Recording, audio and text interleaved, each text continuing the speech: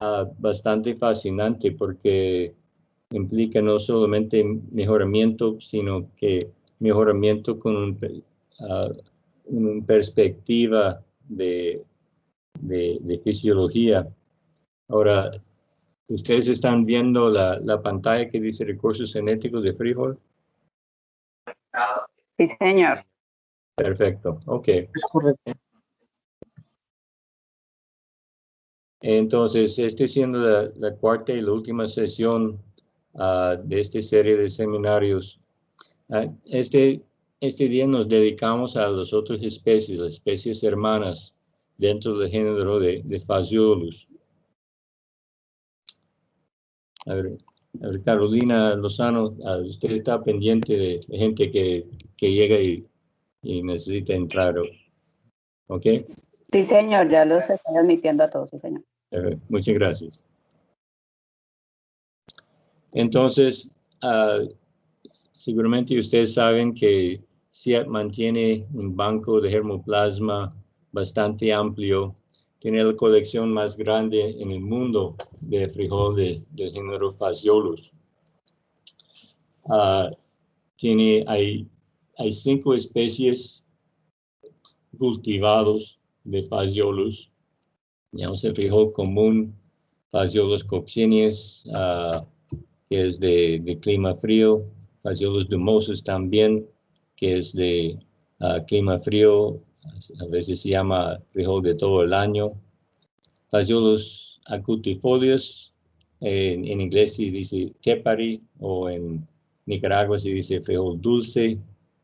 Phaseolus lunatus, pues lunatus es bastante lejano genéticamente de frijol común, entonces como está más allá de la capacidad de hacer cruces con Phaseolus vulgaris, pues no vamos a tratar de lunatus hoy.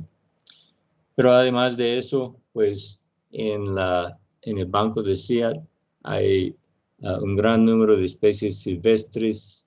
En total hay casi 40,000 accesiones entre cultivados y silvestres guardados en el banco.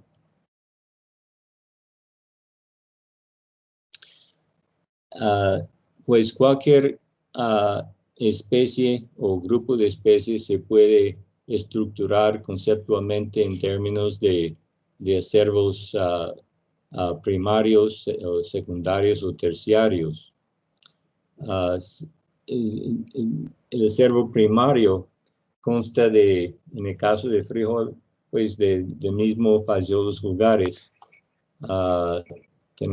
Pues ya sabemos que tenemos 2 acervos internos, principal mesoamericano y andino, y dentro de esos acervos pues también pues tenemos el tipo silvestre, tipo cultivado. Si ampliamos la perspectiva de acervos, pensamos en el acervo secundario, donde está Coccineus y Dumosus, también con su silvestre y cultivado, y también una especie como Costarricensis, del cual no existen accesiones cultivados, solamente silvestre. Y si vamos todavía más allá, entonces llegamos al acervo terciario, y ahí pues se encuentra Phaseolus acutifolius, y también otras especies netamente silvestres sin tipos cultivados, así como parvifolios. Entonces, esas son, digamos, una estructura, digamos, conceptual de la manera que se puede pensar en los recursos genéticos de cualquier especie. Entonces, vamos a hablar, digamos, de la utilidad de los acervos secundarios y terciarios para el mejoramiento del frijol común. Pues estas especies tienen la particularidad de haber evolucionado a través de un rango muy amplio de ambientes o agroecologías. pues si el frijol común, el vulgaris, viene de un ambiente subhúmedo, su acervo secundario es pues, también ambientes subhúmedos y ya está entrando en ambientes húmedos. Y el acervo terciario está al otro extremo de los ambientes, en ambientes semiáridos o inclusive áridos. Entonces, si uno piensa que en un solo género se abarca casi el rango completo de agroecologías que son de interés en la agricultura, se hace el género Phaseolus, digamos, bastante notable digamos, desde el punto de vista de mejoramiento. Pues también estas diferencias implican grandes diferencias en la fisiología de las especies.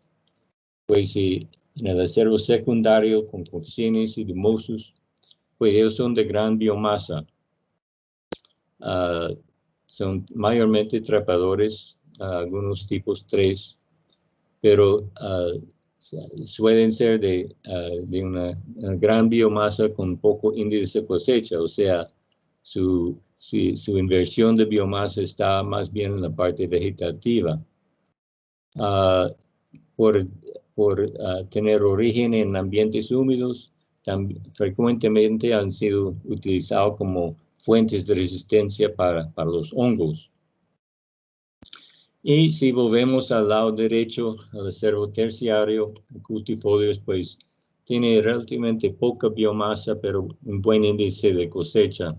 Y siempre pensamos en estas especies como fuentes de tolerancia a calor y sequía.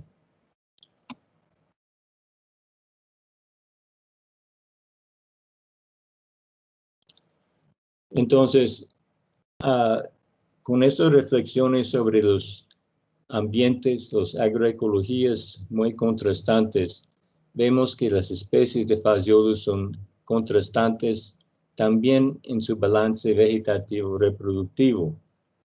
Ahora, este es un tema que tocamos cuando hablamos de frijol silvestre. Y dijimos que el frijol silvestre es un voluble, un bejuco, nace dentro de un ambiente de monte donde hay mucha competencia para luz. Y este frijol silvestre tiene que crecer rápidamente, trepar entre este monte para existir, para sobrevivir en ese ambiente de mucha competencia. Y esta realidad de su ambiente hace que en cierta época de su desarrollo, el frijol silvestre tiene todo su esfuerzo en la parte vegetativo. Entonces, ese balance entre lo vegetativo y lo reproductivo está sesgado hacia lo vegetativo para asegurar la supervivencia de la especie. Ahora, sin embargo, ese desbalance no termina necesariamente con la floración y producción de vainas. O sea, esa tendencia vegetativa continúa y resulta en un pobre fuerza sumidero. Porque ese fuerza sumidero, pues ese concepto de que las tendencias de un cultivo para las fuerzas fisiológicas que hacen que una especie invierte sus recursos en la producción de semilla. Ahora, este pobre fuerza sumidero resulta ser un problema fundamental para mejorar la capacidad de rendimiento en un cultivo. Cuando hablamos del frijol cultivado, del mesoamericano sobre todo, comentamos de que por ejemplo, la raza Durango tiene algunos genes para tolerancia a la sequía y que para el rendimiento. Y también es una cuestión de sus fuerzas sumidero, o sea, entre frijol silvestre, entre frijol común, vulgares. Raza Durango es un ejemplo de un sector de diversidad genética que tiene genes para rendimiento y fuerza sumidero. Pero volviendo hacia esas otras especies y hablando de contraste entre las diferentes especies, esa va a ser una característica muy importante para apreciar, digamos, su contribución al mejoramiento del frijol común. Es una característica o una perspectiva importante para entender estas especies. Entonces, miramos primero a Phaseolus coccineus. Aquí se ve un dendrograma representando análisis de su ADN, su análisis genético. Y es llamativo que la gran diversidad que se encuentra dentro de esta especie. Si uno mira a la escala, al pie de la hoja, de la vista, se ve una escala de similaridad. Ahora, en cuanto si uno mira hacia la izquierda en la escala, se ve que los números disminuyen. O sea,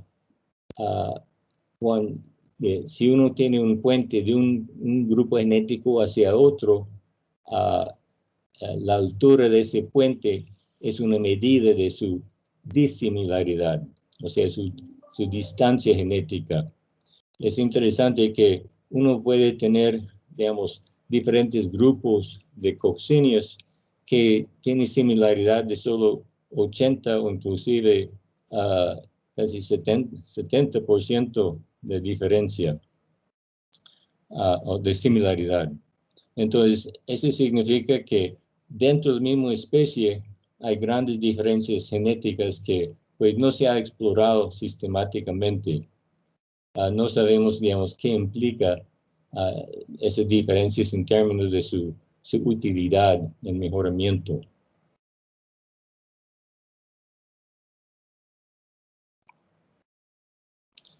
Entonces, otra vez, Phaseolus coccineus es una especie de muy vegetativo, tiene mucha área foliar, trepa vigorosamente, tiene largos racimos, pero pocas vainas. Una característica que vamos a tocar enseguida es el tema de sus raíces, porque sí tiene raíces fuertes y que puede ser de interés para una característica para transferir al frijol común. Pero si pensamos en términos de ese balance o desbalance entre lo vegetativo y reproductivo, Coccineus es un ejemplo estrella o muy gráfica de la pobre fuerza sumidera. Tiene estos racimos de floración que cuajan muy pocas vainas. O sea, cada flecha blanca que se ve en la foto con las flores, cada flecha indica una flor que no cuajó, una flor que fue abortado. O sea, si en cualquier cultivo uno habla de la fecha de floración como un parámetro importante en su desarrollo y una característica agronómica, la fecha de floración en coccineus no tiene ningún sentido porque las flores se abortan mucho más de lo que se convierten en vainas. O sea, es un ejemplo muy gráfico para mostrar, digamos, la pobreza de la fuerza sumidera en coccineus y su falta de inversión en la parte reproductiva. por una buena parte de su ciclo. Ahora, sin embargo, el Coccinius es muy particular en cuanto a su sistema de raíces. Tal vez si usted está familiarizado con ellos y lo han arrancado alguna vez, inclusive se puede encontrar tubérculos en Coccinius que ya lleva bastantes meses ya establecido. En este caso, nuestro interés para el mejoramiento de frijol común es el vigor de su sistema, no los tubérculos, sino su sistema fibrosa, que también es muy vigoroso. Y en este caso vemos que esta accesión de Coccinius también es muy tolerante al estrés de aluminio. Coccinius es, en este suelo, pues el horizonte A inclusive tiene pues, tal vez 65% de saturación de aluminio. En el subsuelo es 80% de saturación de aluminio. Y sin embargo, si se mira de cerca, se ve que las raíces están penetrando hasta ese suelo compacto de alta toxicidad. En este contexto, pues, Coccinius tiene una tolerancia que supera cualquier cosa que existe dentro de Phaseolus vulgaris. Y por lo tanto, pues hemos usado Coccinius para mejorar la tolerancia a aluminio. Aquí está comparado con una línea tolerante a sequía, CER16. Algunos de ustedes están familiarizados con ello. Inclusive creo que fue utilizado como variedad en Nicaragua. Excelente en sequía, pero bastante sensible a aluminio. La línea a la derecha es un progenie de CER16, una cruce de CER16 por Coccinius. Y esto en un suelo ácido con pH 4, con alta saturación de aluminio, también ciertos problemas con compactación y posiblemente manganeso. Entonces, me parece que Coccinius tiene grandes posibilidades para fortalecer el sistema de raíces de frijol común.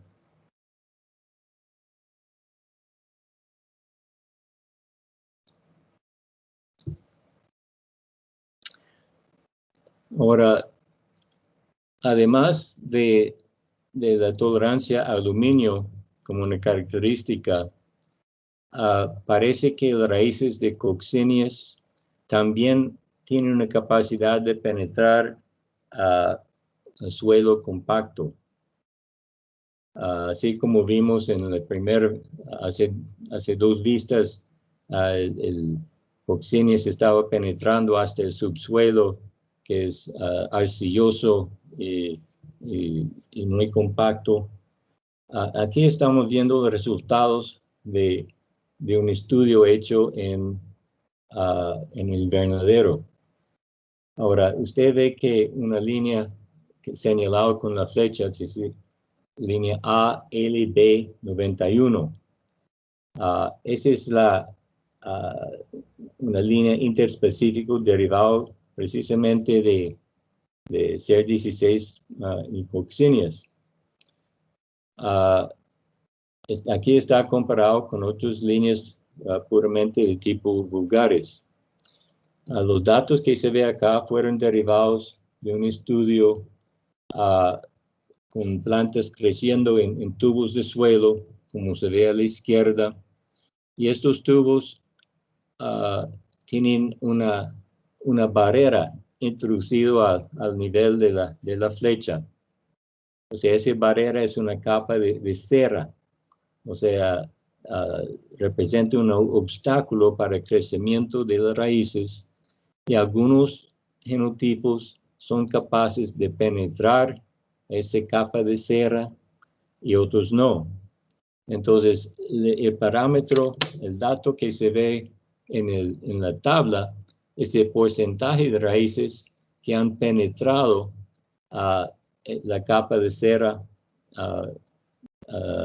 y llegar al suelo, digamos, interior, en el tubo. Entonces se ve ALB 91, 46% de las raíces penetraron la capa con riego o 41% en condiciones de sequía. Mientras el tipo vulgares, pues hay variación entre materiales, pero algunos tan pobres como solo 774 con 18 y 15% de raíces penetrando. En resumidas cuentas, entonces, parece que Coccineas puede ofrecer genes para raíces más fuertes, raíces con la capacidad de penetrar un suelo compacto. Y me parece que en ciertos suelos arcillosos, este puede ser una característica que nos va a ayudar bastante en mejoramiento de rendimiento.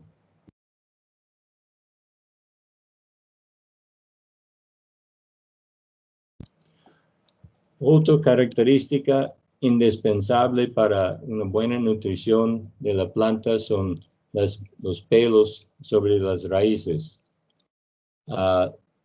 porque son estos pelos que absorben nutrientes y agua del suelo para la nutrición de la planta. Por tanto, pelos largos exploran más volumen alrededor de raíces, más volumen de suelo, más volumen de la solución del suelo y contribuyen más a la nutrición. Pelos largos aumentan la capacidad de extraer nutrientes. Pues en este caso, otra vez estamos comparando el ALB 91 interespecífico con materiales tipo vulgares y se ve que el interespecífico ALB también tiene los pelos más largos con potencial de buena nutrición. Y esa es una característica que pues deseamos incorporar sistemáticamente dentro del programa de mejoramiento. Es muy fácil, digamos, tomar las fotos en el laboratorio. Entonces necesitamos un programa que puede interpretar interpretación de imágenes para estimar la longitud de los pelos.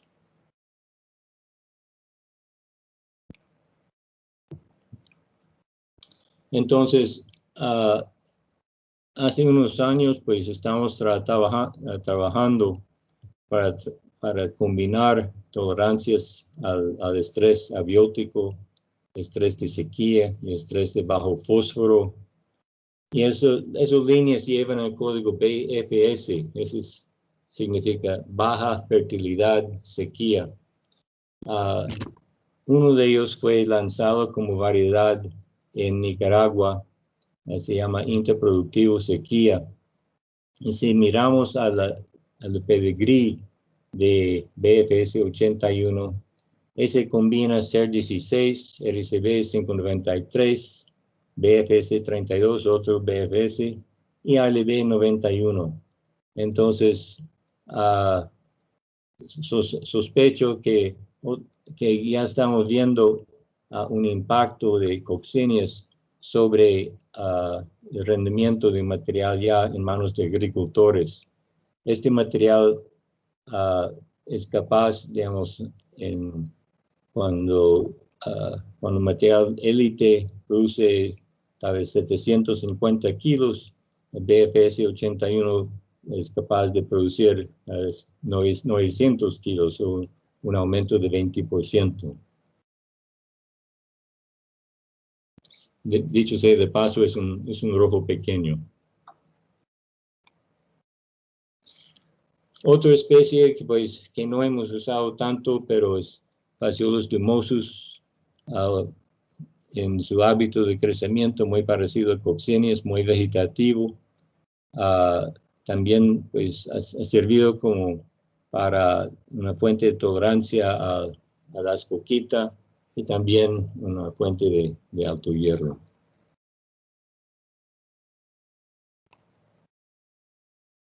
Bueno, este es un vistazo al acervo secundario de frijol común.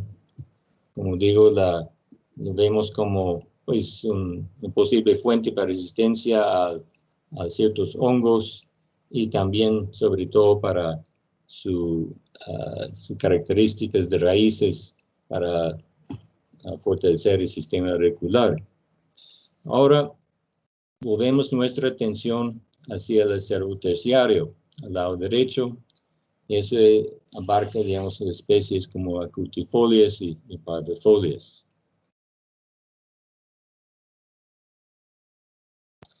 Ahora, estos son especies que evolucionaron en un ambiente, digamos, muy desafiante por su escasez de lluvia. Perdón. Inclusive hay otra especie de fasciolos que pues Daniel Libuc siempre lo cita como la especie de los nichos ecológicos más duros de todo, que es fasciolos filiformes, que es otro familiar de este cervo. Pues acutifolis en este paisaje tal vez estaría en las partes también un poco más favorecidos y parvifolias en sitios menos favorecidos. Pero usted puede imaginar que en este ambiente, pues no sé, ninguna especie va a sobrevivir si está produciendo mucha hoja y tallo, pues hasta la hoja pues conduce a perder mucha agua. Aquí las especies son limitados en su desarrollo con hojas pequeñas y finas para conservar agua. Pues Phaseolus cultifolius pues, es famoso por su tolerancia a la sequía. Aquí está comparado con el CER16 a la derecha. O sea, entre vulgares CER16 es relativamente tolerante a la sequía. Y aquí, este es en un campo que solo recibió 100 milímetros de riego. Tuvo algunos evapotranspiración muy alto. CER16 pues ya está tirando la toalla, pero Acutifolius está pues feliz de la vida todavía. Ha llenado vaina, ha llenado grano. O sea, un ejemplo de lo que todos sabemos, que Acutifolius es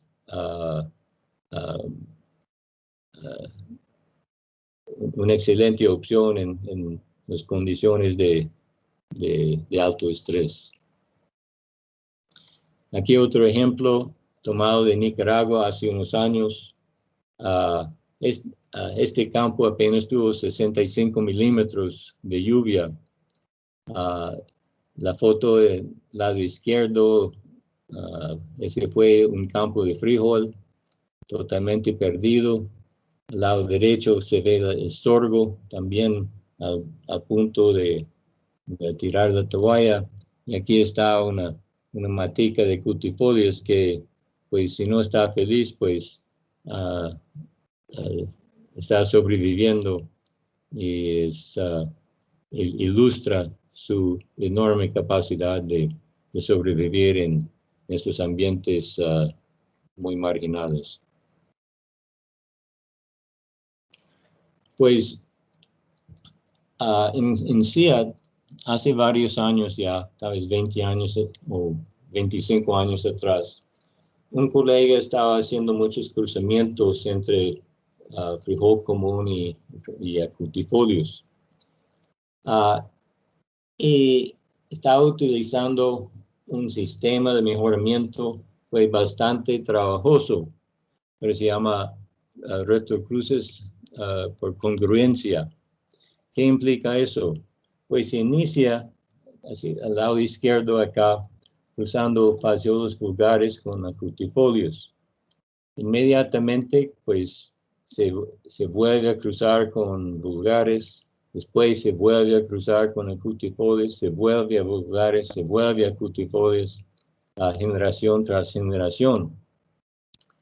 Bueno, ¿y por qué se hace así? Pues, esos son dos especies bastante distantes, y en el F1 el emparamiento de los cromosomos es mínimo. O sea, entonces hay que romper los cromosomos para que haya apareamiento en el proceso de meiosis para producir gametos. Entonces se cruza a vulgares, a cutifolios, vulgares a cutifolios, con el motivo de generar esos cromosomos híbridos, o sea, cromosomos que tienen pedazos de las dos especies y por tanto que pueden aparear en meiosis. Pues en el campo estudiamos algunos híbridos derivados de este esquema y encontramos uno de los primeros indicios de una tolerancia a la sequía que pudimos trabajar, digamos, con cierta facilidad.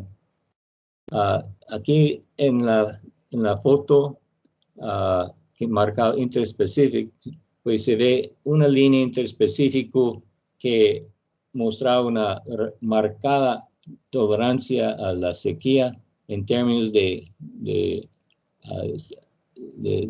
resistencia al marchitamiento. Al lado derecho está el testigo comercial, Tío Canela, muy cerca a la parcela del interespecífico y con un fuerte marchitamiento, mientras la línea interespecífico en ningún momento sufrió de marchitamiento.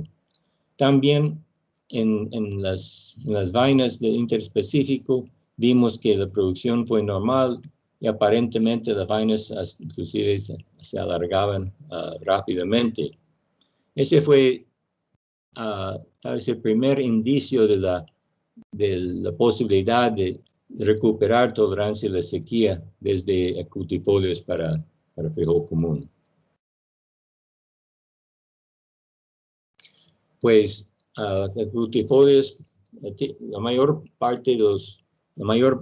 número de las accesiones de acutifolios son de blanco pequeño, tal vez de 14 o 15 gramos por 100 semillas, comparado con 20 o 24 en un tipo comercial.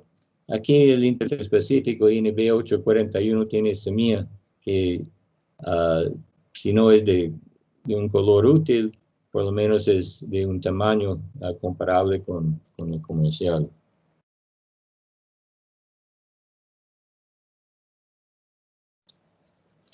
Sin embargo, ese trabajo que llevaba el colega en años anteriores fue muy, muy dispendioso.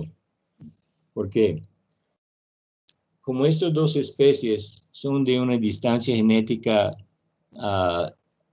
significativa, no se puede lograr una planta F1 fácilmente. O sea, se logra el cruzamiento, se logra formación de embrios, pero esos embrios se abortan a corto plazo. Entonces, se requiere extraer los embrios de vainas pequeñas, llevarlos al laboratorio y cultivarlos en condiciones artificiales. Esas condiciones artificiales tampoco es tan fácil, o sea, requiere una receta muy precisa de diferentes sales, aminoácidos, con condiciones de temperatura y luz. Entonces, fue un proceso muy dispendioso para crear los interespecíficos. Entonces, y ese fue un limitante, digamos, desde el punto de vista de mejoramiento, donde necesitamos números grandes, poblaciones grandes. No era práctico de pensar en el rescate de embriones como un mecanismo para mejoramiento.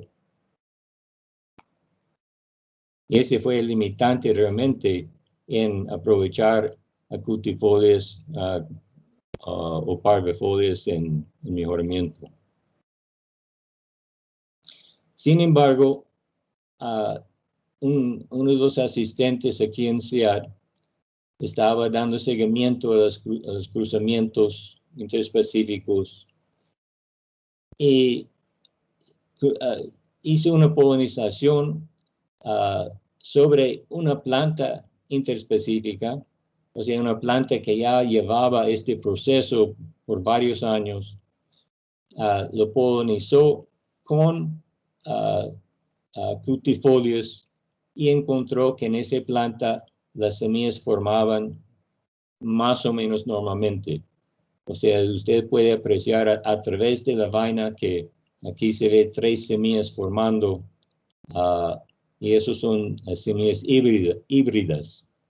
Entonces, ese fue un hallazgo bastante importante de encontrar un genotipo puente para cruzar con el cutifolios. O sea, este material se puede cruzar bien sea con vulgares o con acutifolias y lograr plantas híbridas, digamos, sin mayor problemas. No es que son totalmente normales de ninguna manera, pero ya superamos la necesidad de recurrir al laboratorio con todos sus limitantes.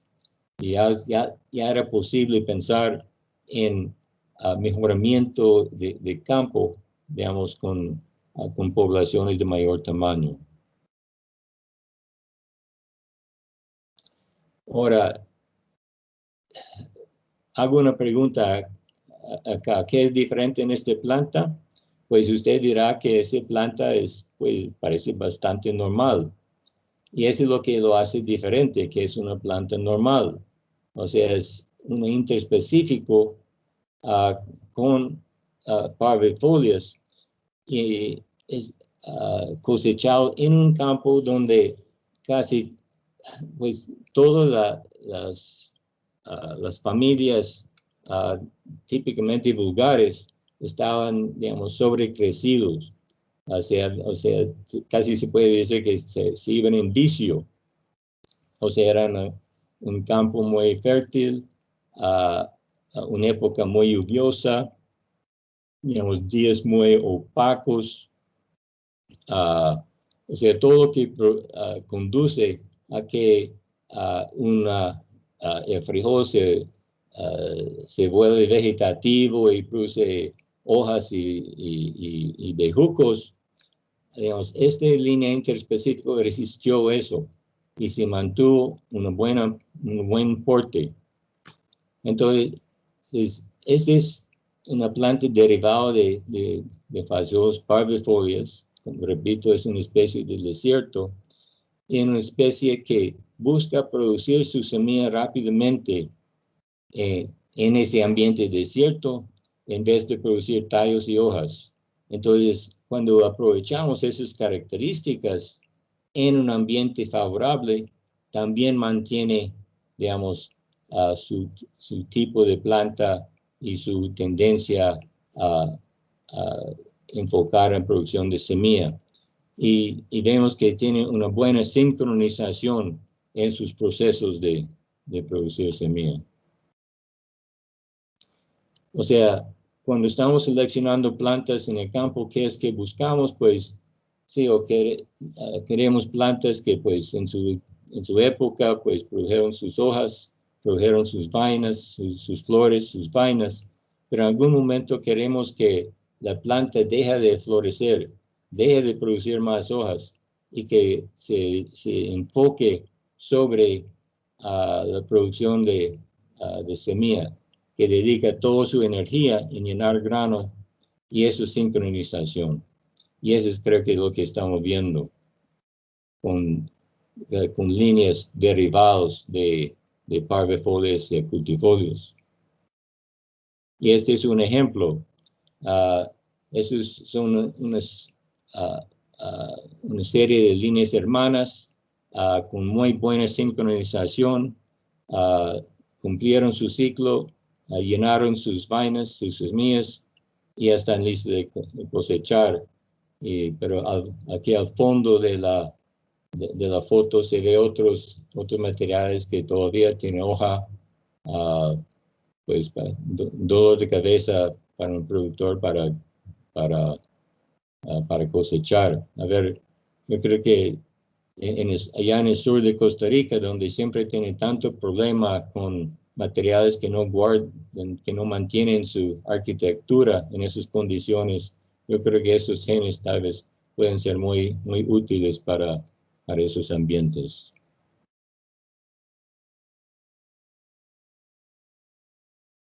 Entonces, volvemos a este concepto del balance fisiológico entre vegetativo y reproductivo.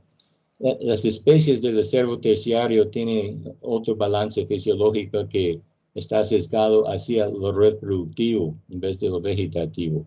Un contraste muy grande con coccineas. Entonces, la prioridad de estas especies como cultifolios es producir semilla rápidamente para sobrevivir. Esa es una característica que viene de su estado silvestre en el monte. Y por tanto, ese resulta en mayor fuerza sumidero. Otra vez, muy en contraste con coccineas o inclusive con el mismo vulgares. Entonces, esta mayor fuerza sumidero es una oportunidad para mejorar la capacidad de rendimiento.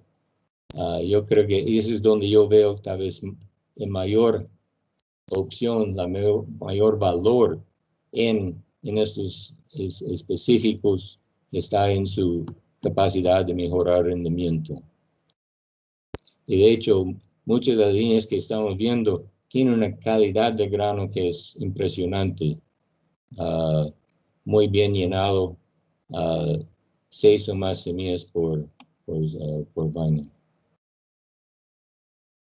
Pero esa no es la única característica. También estamos viendo plantas con excelente arquitectura, digamos, una ramificación, ramas productivas y con ángulo de inserción muy cerrada, muy recto. Yo creo que este también es, para el productor moderno, ya es una gran ventaja. Ahora, siguen, sin embargo, las ventajas de estas especies. También hemos encontrado que, sobre todo parvifolias, tienen la capacidad de traer mayor nivel de hierro en el grano. Lo que se ve aquí en la tabla es una comparación de pues algunos testigos comerciales, pues DOR 500, creo que esa es la misma, creo que es Intercárdenas en Nicaragua, CAL 96 es un andino, el SMC 33 es el testigo de alto hierro. Entonces, imagínate, aquí tenemos los VAP, que son líneas que combinan vulgares, acutifolias y parvifolias, 3 especies. Los VAP tienen un rango en hierro desde 82 hasta 100, y otra vez comparado con SMC 33 con 78. O sea, es una amplia ventaja inclusive sobre las líneas de vulgares con alto hierro. Entonces, ¿por qué es que parvifolias contribuye alto hierro? Pues parvifolias tiene su origen en un suelo alcalino. El suelo alcalino es pobre en hierro, o sea, el hierro no es disponible. Por tanto, el parvifolias tiene hambre de hierro, o sea, busca hierro, absorbe todo el hierro que pueda por tener origen en un suelo alcalino. Entonces, cuando lo utilizamos en mejoramiento, esa característica se reduce en mayor hierro en la planta, mayor hierro en el grano. En cierto grado, ese también se expresa en sus niveles de zinc. Pues también estas especies son famosos por resistencia a bacteria. Uno de nuestros fuentes de alto hierro, DAP9, también expresa resistencia a santamonas con inoculación.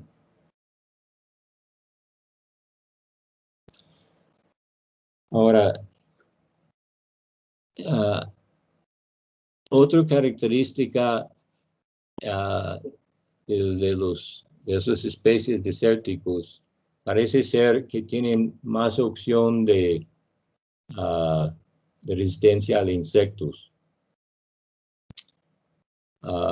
Aquí vemos dos ejemplos de eso. Tuvimos un ataque por unos lepidópteros en el campo.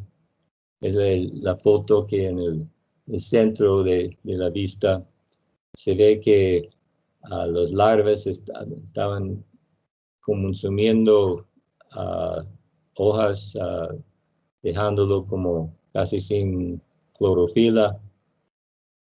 Y al lado derecho, una línea en el mismo campo que las larvas prácticamente no tocaron. Y ese parece reflejar, digamos, el efecto de parvifolias. O sea, esas hojas de parvifolias son encartonados, o sea, muy duros.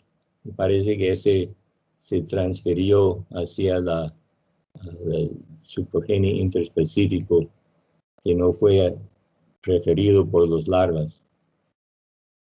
Otro ejemplo de resistencia a insectos es con los minadores.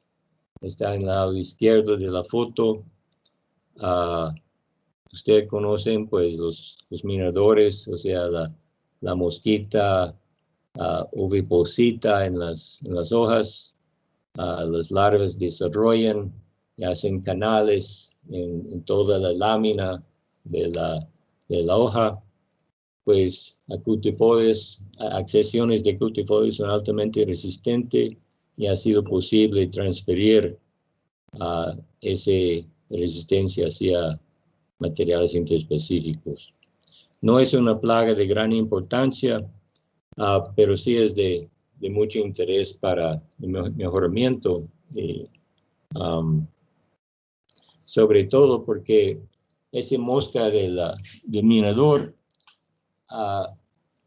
tiene una oviposición muy parecida a una plaga muy importante en África, una plaga que se llama la mosca de frijol. Este mosca también oviposita en las hojas primarias, y las larvas hacen su canal y bajan por el hipocutilo y dañan el tallo y toda la nutrición de la planta. Entonces, estamos investigando si acaso los cruces interespecíficos pueden que producen material resistente al minador, si son resistentes acaso a este mosca de frijol. Digamos, para Centroamérica y el Caribe o la costa norte de Colombia, pues los virus Gemini son importantes.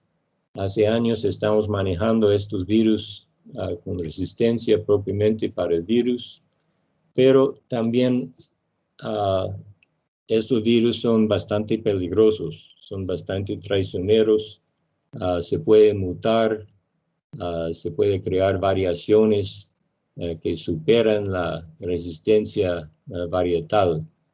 Entonces, si pudiéramos tener alguna resistencia a la mosca, ese sería para un respaldo a resistencia varietal al mismo virus.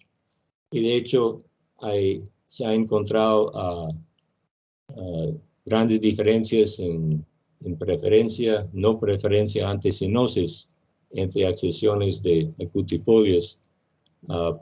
Hasta ahora no sabemos si es factible transferir esa no preferencia de la mosca hacia cutifolios. Pero me parece que, por lo menos para América Latina, tal vez ese sería un plus muy grande para proteger el frijol. También ante el cambio de clima, porque con años más secos también vamos a ver mucho más mosca blanca.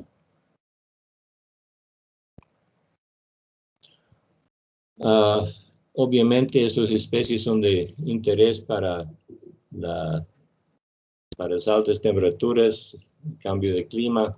Estamos iniciando trabajos en el departamento de Tolima, aquí en Colombia, además de ensayos que se lleva con colegas de Agrosavia en la costa norte. Y en la estación de Agrosavia en Nataima. Y ese termina este seminario y la serie de seminarios. Gracias por su atención. Pues ustedes tienen las listas y las notas de los 4 seminarios. Así lo puede revisar a su propio tiempo o lo puede compartir con otros colegas en sus países. Quedamos allá y si hay alguna pregunta, pues con mucho gusto.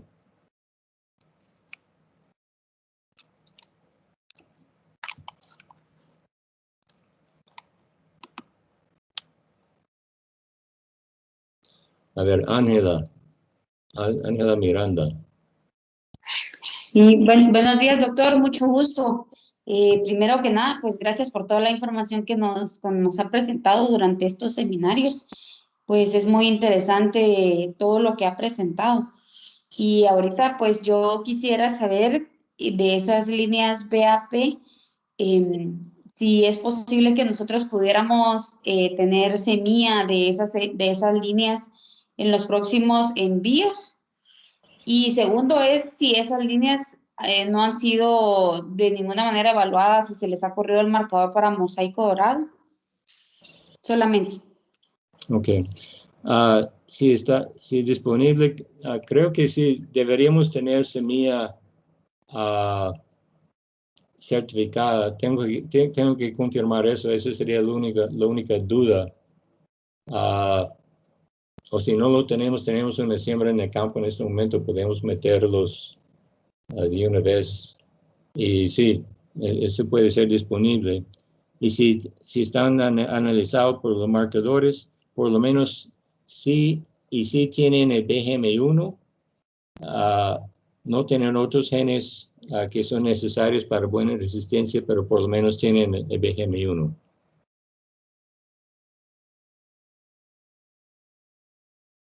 Ya. Gracias, doctor. Listo. Y Adriana. Muy buenos días para todos. Doctor Vivi, muy completo y muy oportuno este seminario de recursos genéticos porque eso nos permite pues comprender un poco más cuál ha sido la lógica en los ciclos de mejoramiento de las líneas que estamos manejando para el proyecto Colfasi. En este sentido, pues lo había incluido en el chat, el interés de tener semilla de los materiales de sequía que se han registrado en Latinoamérica. Específicamente usted mencionó uno que se había liberado en Nicaragua, pero no sé si dentro de los indicadores del programa de mejoramiento hayan otros que específicamente hayan incluido ese atributo de tolerancia a la sequía.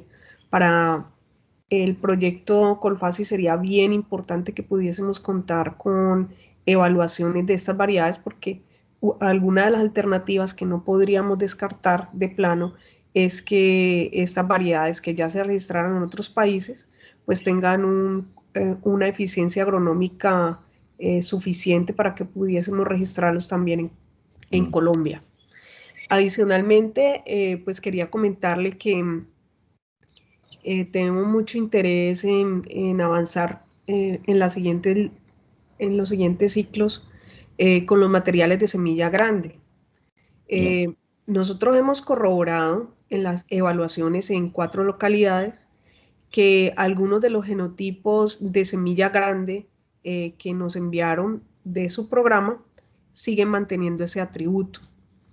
Si bien las productividades de algunos superan el objetivo de mejoramiento que nos planteamos, algunas otras no lo alcanzan tanto, pero dentro del proceso que estamos llevando, como incluye recomendaciones técnicas y la posibilidad de manejarlos en asocio, pues no vamos a descartar de plano estos genotipos que siguieron exhibiendo semillas de grano comercial, porque en Colombia lo que más se consumen son granos de semilla grande. Entonces, vamos a mantenerlos en los siguientes ciclos, pero vamos a tener en cuenta, primero, siembra en asocio, es decir, con algo de sombrío, para ver si incrementan el cuajado de semilla. Y además de eso, la utilización de promotores del crecimiento vegetal y otro tipo de productos bioestimulantes como los ácidos húmicos, para ver si logramos con ellos de manera estable mantener ese objetivo de mejoramiento, para no dejar de lado el objetivo más importante para estos materiales de sequía, como son las características comerciales. Entonces, lo que quería comentarle, doctor Vivi, gracias. Bien. Por cierto, en la época de sequía, aquí en el valle, que fue, digamos, julio-agosto, había una siembra muy grande de los tipos de grano grande, los tipos andinos. Fue un vivero bastante exitoso. Y yo creo que hay una nueva generación de materiales tipo grano grande para tolerancia a la sequía. De hecho, algunos de ellos también fueron seleccionados para alta temperatura, entonces yo creo que esos serán, digamos, de alta prioridad para probar allá en la costa, ya atendiendo tal vez a dos prioridades de la zona. Entonces, eso estará, digamos, para destruir en este año, es ahora el segundo año del proyecto. Yeah. Bien, doctor. ¿Y las variedades que ya han sido registradas en Latinoamérica con este atributo de sequía, podríamos probarlas también? Sí, algunos fueron incluidos en el vivero anterior, pero como eran de los mesoamericanos, yo creo que usted no lo recibió, pero podemos, digamos, elegir específicamente aquellos que fueron lanzados como variedades, incluir ellos sin ningún problema.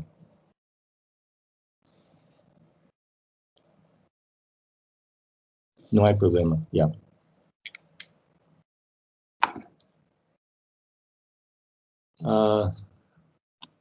Pues no veo más manos. En tal caso, pues si no hay más preguntas, entonces quedamos así. Siempre agradecido con su asistencia. Y no hemos elegido, digamos, otro tema para otra serie de seminarios. Mientras tanto, estamos trabajando sobre los temas que fueron prioritarios para compartir con extensionistas, y tenemos la meta de tal vez tener un borrador para probar por ahí en abril. Pues por lo menos en Centroamérica estarán entrando en época de siembra en mayo y tal vez estarán en comunicación con extensionistas en abril. Pues si corremos podemos tener preparados algunos materiales sobre 3 o 4 temas prioritarios. Yo creo que tal vez el siguiente tema que podemos tocar, tal vez sería sobre el manejo de viveros de sequía, considerando que sequía es el tema central de todo el proyecto y mucho del manejo de un vivero de sequía es uno aprende ya sobre la marcha en sus propios campos, pero hay ciertos principios que todos debemos tener en mente, y también pues allá entra algo de los diseño estadístico, diseño en el campo, la aplicación de un ajuste de datos, digamos, por espaciado en el campo. Entonces, yo creo que vamos a tratar de trabajar sobre ese tema a tiempo para manejo de viveros que pueden tener en los próximos fechas de siembra.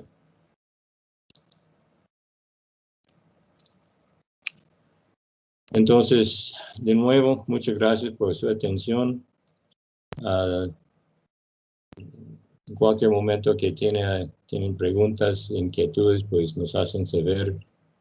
Pues el propósito de este proyecto también es de fortalecer la red regional de frijol entre los investigadores. Y pues siempre agradecemos sus soportes en estos espacios de consulta y discusión.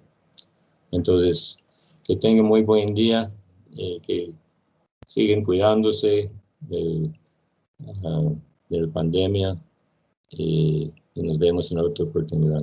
Pues, muchas gracias. Muchas gracias. Buenos días, muchas gracias. Gracias, doctor. Buen día. Que esté bien. Bien, hasta luego.